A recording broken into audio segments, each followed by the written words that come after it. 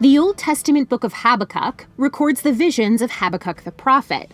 Habakkuk himself did not record the time of his prophecies or which king was reigning in Judah when he prophesied. But thankfully, it's not too difficult to discern based on historical analysis. Historians and theologians put Habakkuk into one of two reigns, either that of Josiah or early in the reign of Jehoiakim.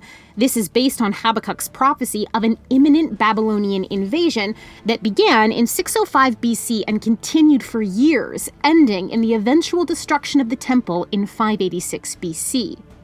Based on Habakkuk's description of the evil practices going on in Judah and Jerusalem, dating him to late in the reign of King Josiah or early in the reign of King Jehoiakim seems most probable.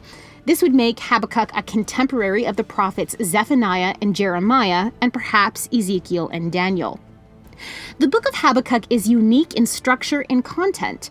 The first two chapters record Habakkuk's complaints against God and then God's replies to him. Habakkuk's complaints no doubt echo the heart cries of many. First, why do you allow evil, violence, and injustice to go unchecked among your covenant people?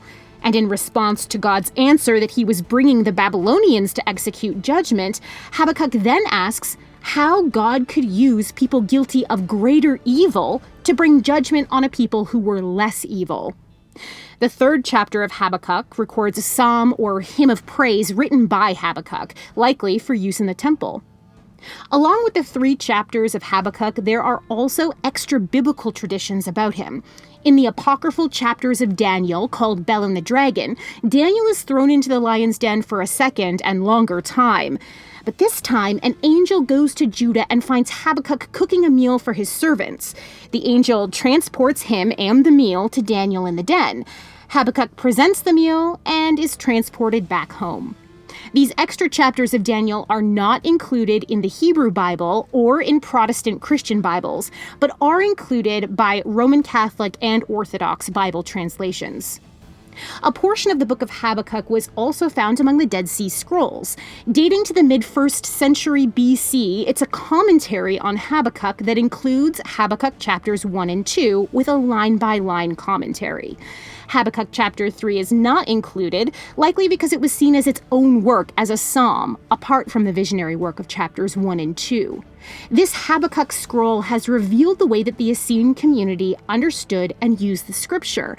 For them, Habakkuk was an ancient code given by God that only their leader was given the cipher for. Only their teacher of righteousness could expound the true meaning of biblical prophecy. For them, Habakkuk was directly applicable to their own time. Thanks for watching. Click the playlist on screen now to watch more spotlights. And if you want to read the full article, click the link in the description. You can always go to BibleDiscoveryTV.com for more videos, articles, and resources.